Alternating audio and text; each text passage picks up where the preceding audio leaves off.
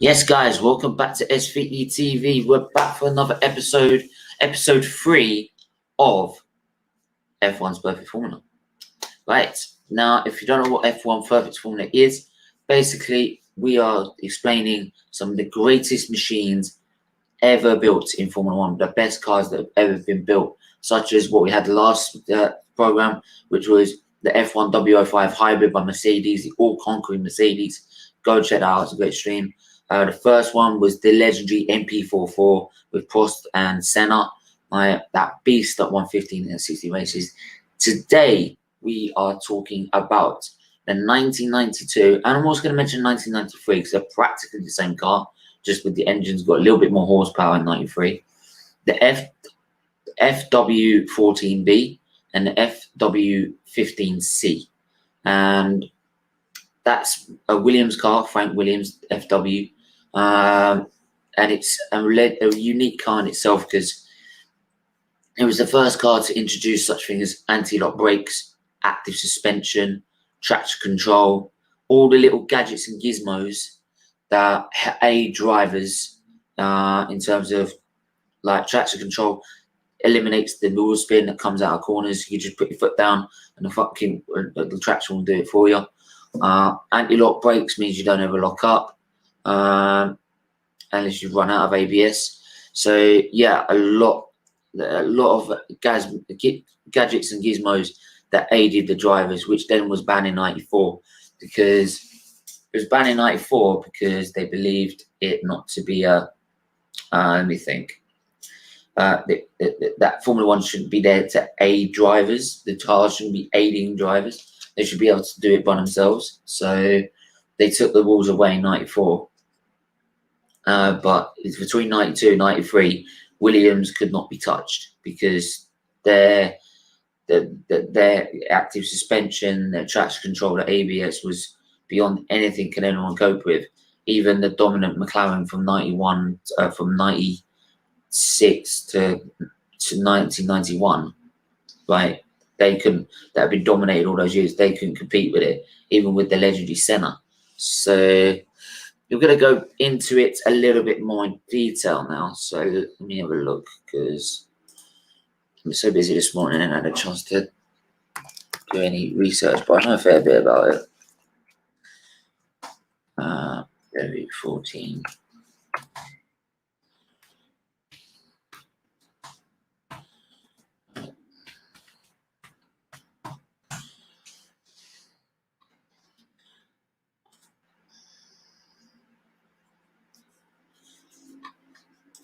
So let's get into this.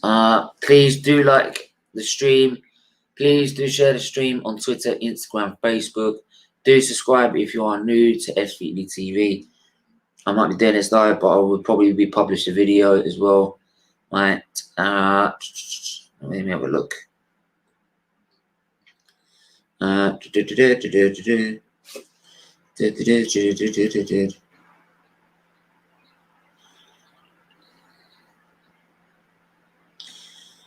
Yeah, so please do hit the like button, do hit the share button if you are new, do hit the subscribe button. Please, it's really important you share the stream, share it on Twitter, share it on Instagram, share it on Facebook, because what you're doing is helping. You're helping Children's Liver Disease Foundation in itself. So go and do that now, please. Please do that now. If you know anyone that watches F1, get them in. I'm sure they would love to learn about this. I'm just going to see if there's any guests.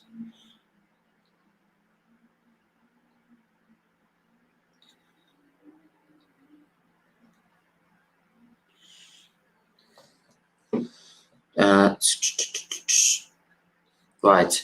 So I'm just going to have a let's get into this. Let's go have a look at the 14 FW14B or W14, whatever you want to call it. So it was a car that during the 1991 and 92 season. We're going to focus on that 14B, which was 1992. So the 14B, there was further development work, and it came up with some really, really fancy little gizmos. Let me have a look.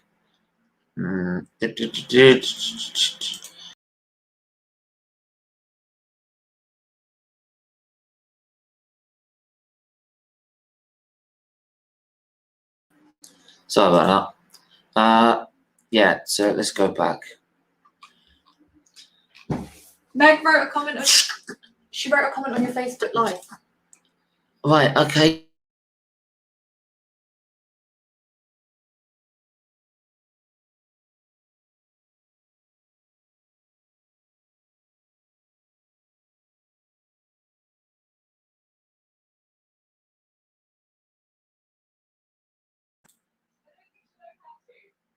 Well, watch it on YouTube then.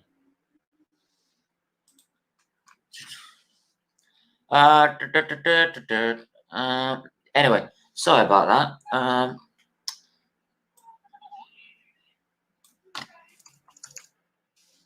Right. FW Williams. There. Come on. There you go. Let's have a look at this. There we go. Oh, for fuck's sake. Why is it you've got over... Piss off, bloody thing. Why is it everything's got to have a fucking advert? You can't just read the source. Right. In 1992, further development was made, but...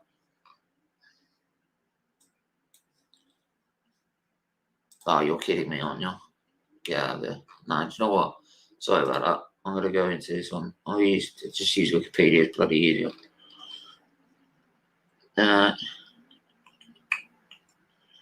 Right, number 14B. Here you go. Right, it's here is what I want to look at. This is what I wanted to focus on. Right here. Right. If we just...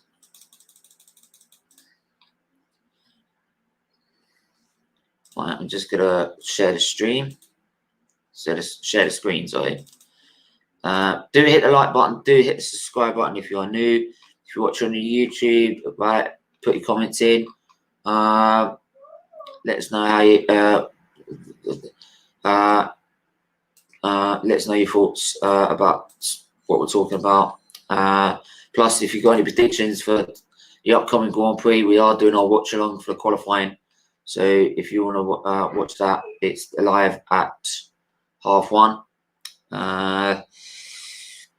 So the 14WB, obviously carbon fiber and honeycomb composite monocoque structure, which is great. 1991 suspension, push rod inboard spring dampeners, but in 1992 it became what they're known as active suspension. I tried to get you a shout out. She wanted to, I was trying to get you to do a shout out. Well, we put a comment in the chat, will. Yeah. Okay, it's not coming up. No, he's talking about on his... I'm very disappointed. Bear with me, guys. I've got a little bit...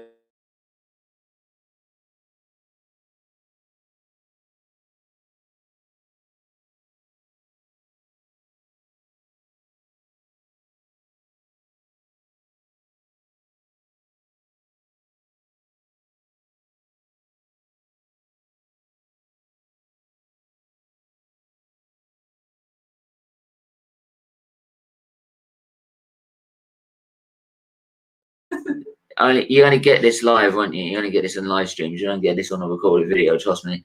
This is all the exclusive, I think. Yeah, in exclusive. This is how we screw up. Sorry. Anyway. The suspension for 1992 obviously was improved to active suspension. So active suspension, basically, it's an active suspension is a type of automotive suspension on a vehicle. It is used as an onboard system to control the vertical movement of the vehicle's wheels relative to the chassis body, vehicle body, rather than the passive suspension provided by large springs, where the movement is determined entirely by the road surface. So basically, it adjusts itself So it can match changing any sort of conditions, changing road conditions, changing weather conditions. Right. So it just also helps if you're in a wet and you're in low and the car is low down, and you need to raise the suspension, it'll go back up again. Big up, Talk Manu. How are you? Nice to see you in the chat as always. Do like, share, and subscribe. But basically, what we'll do is that the floor of the car will then be raised in a wet weather condition by itself. It will raise itself to adjust to the environment and to adjust to the track environment. It's very, very advanced stuff. For back in 1992, that was, and it's still very advanced now. But it was a 6-speed transmission gearbox, 750 brake, 750 brake horsepower. Well,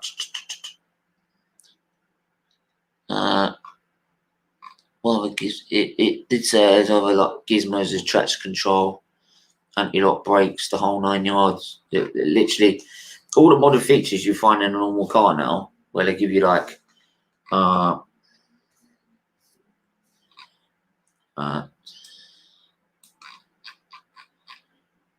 right.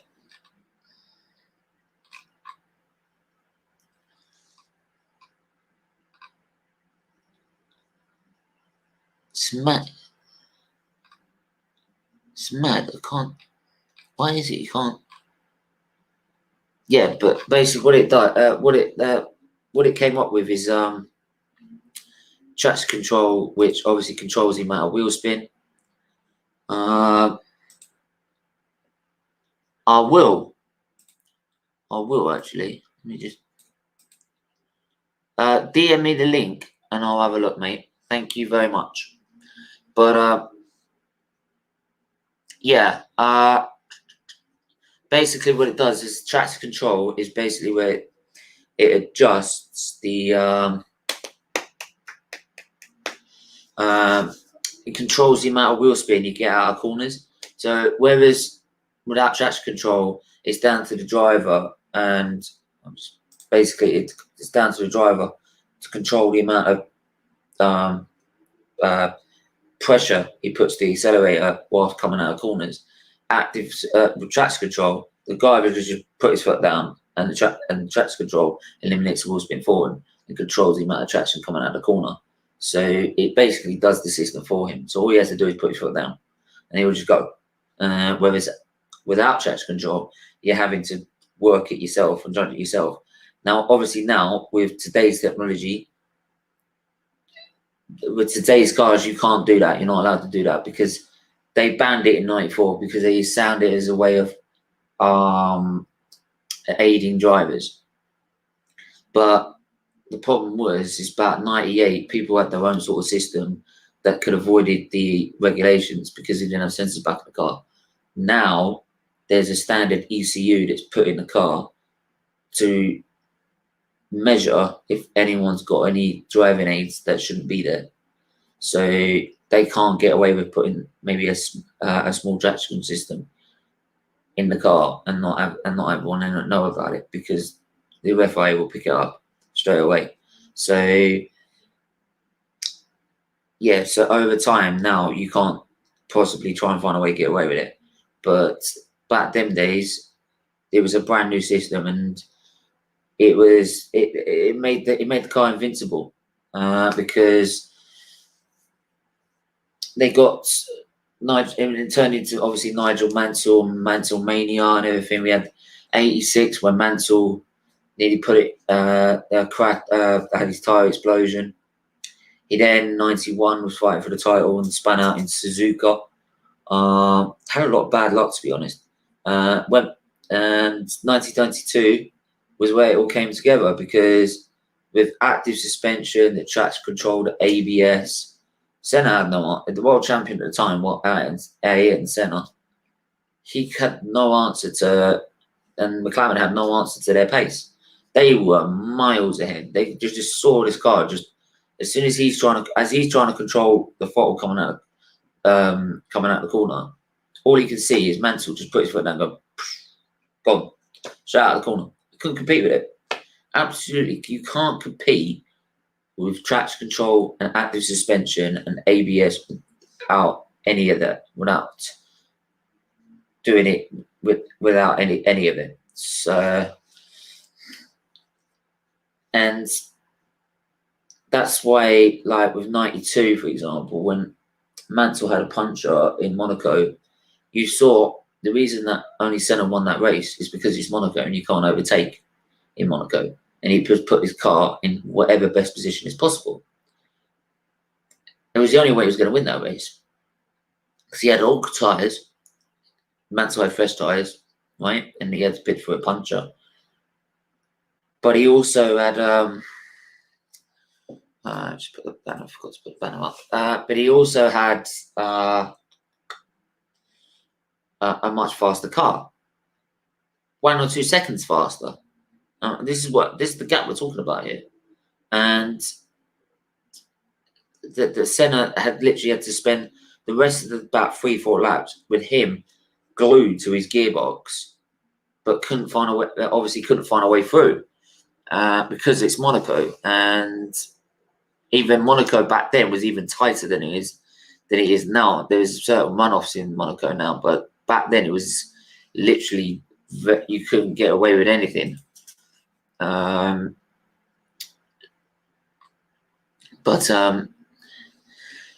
then the W15C. I mean, we'll move on to that.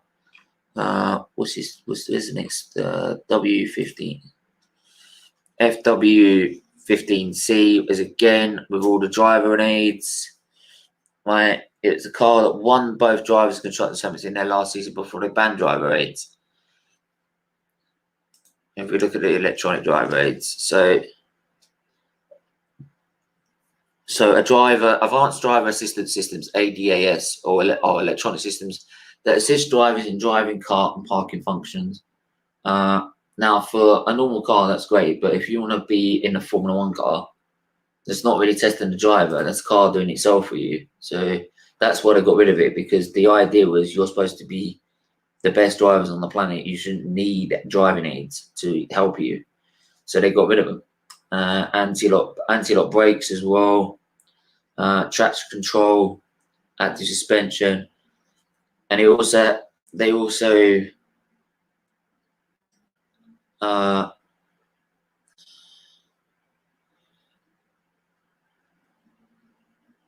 it also had like a semi-automatic or even a fully automatic gearbox, which meant that the car didn't actually actually take gear as well. Right? It said a 6-speed sequential semi-automatic, which made it so much easier for the driver to be able to control the traction control,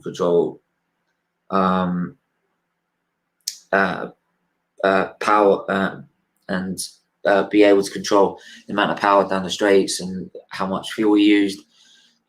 It was so advanced, this car, compared to any car that was on the grid, that obviously in 94 they thought the only way they were going to do and bring it back to be able to bring it back and bring that to competition was take these driving aids away. And why should F1 drivers have driving aids when they're supposed to be the best drivers on the planet? You're not supposed to. That for me, if you're the best driver on the planet, you didn't need a driving aid. You shouldn't need them. It was built with like even narrow front suspension, narrow tires, a raised nose, front wing end plates, narrow wings. How this car was built was just so. It was just so clever on so many levels that no one could compete with it. So that's why Mansell. Let me have a look. Let's have a look at the win record. Let's have a look at the win record. Right, this is for the W15. So the W15, Alan Prost won the first race. Where's that? South Africa. Then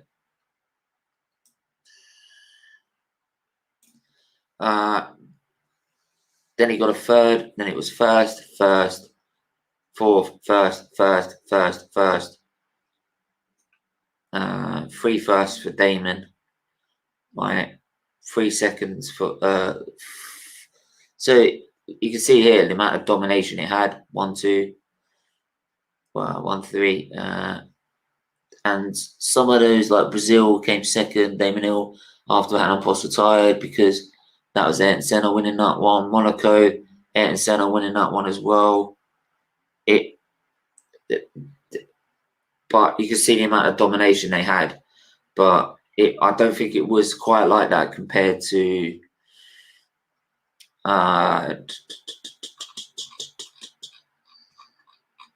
14B.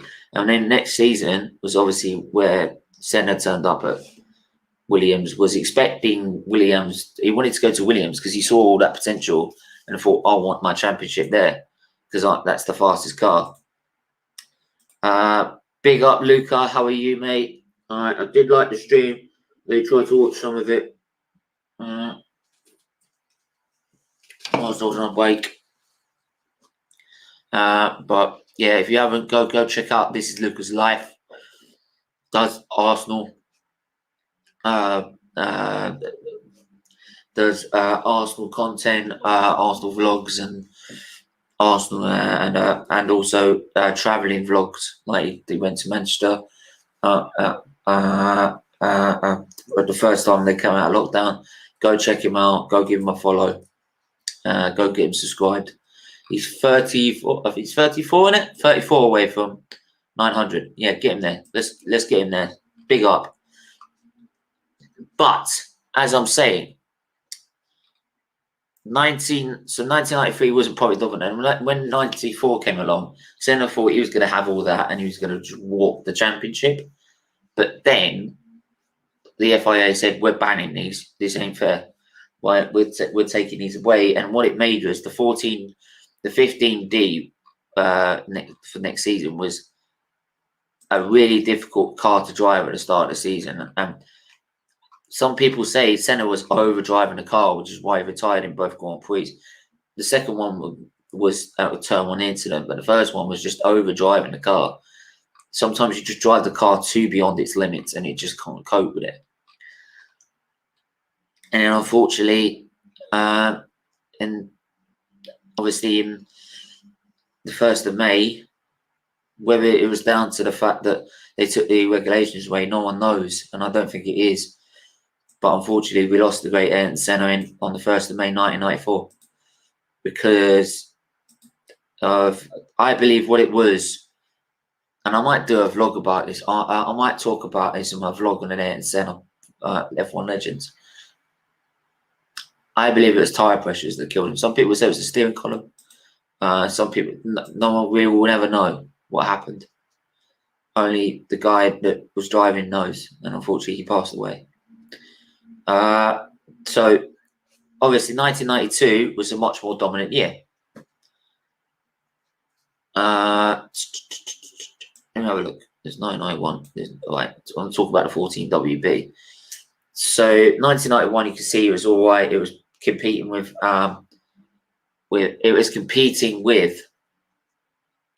Ayrton Senna, but couldn't beat him. And 1992, you can see, look, Mansell first. Then Monaco won with it, got away from him with a puncher. Right, that's the only way what Senna managed to win that race. And then it was again a time in Canada, first, winning the title in second with 1, 2, 3, 4, 5 races left to go. Which is pretty good because he finished second in Belgium, then retired, then first, then retired. But you can see, look, second Patrese, retirement, second Patrese, third. The dominance, they've had 1, 2, 3, 4, 5, 6 1-2s. That's the sign of a dominant car and a very advanced car compared to anyone else. and it was well deserved because that's what F1's supposed to do. F1 is supposed to be. Here's the thing: like some people say, F1 is supposed to be the pinnacle of technology, and you take things to their limits. And I might explain this in another show of this about the Cooper car that first decided to move the front of the engine to the rear, which again was very illusionary at that time. Everyone raced with front engine, but now they put the race with rear engine because of what Cooper did when they invented the Constructors' Championship. And because we'd got the Constructors' Championship, it became an example of the greatest technology that you could put in an F1 car or put in a car, because constructors have to take things to the limits to go win the championship, as well as to get then prize money to then survive another season as well. So F1, they always say, is like the pinnacle of technology and it should be dumbed down. But in the same instant, they was also saying that when it comes to driver race like this, F1 shouldn't be helping drivers drive the car because they're supposed to be the 20 most best drivers, but they're supposed to be the 20 or 22 or however big the grid is, right? They're supposed to be the best drivers on the planet. They don't need help. They shouldn't need help. So I don't know. Do you feel that they should be? Do you feel that they need this equipment? Do you feel that like it should be dumbed down? It should be made an example of what great engineering it is? Then let us know in the chat, or let us know in the comments below. But yeah, man. Yeah, I mean,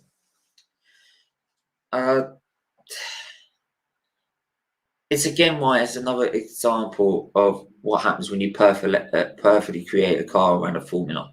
Because the reason we call this show Perfect Formula is building a car within those formula of regulations, and that's what they did. And the loophole was using traction control, active suspension, ABS, right? Because there was no rules for that because it'd never been invented before.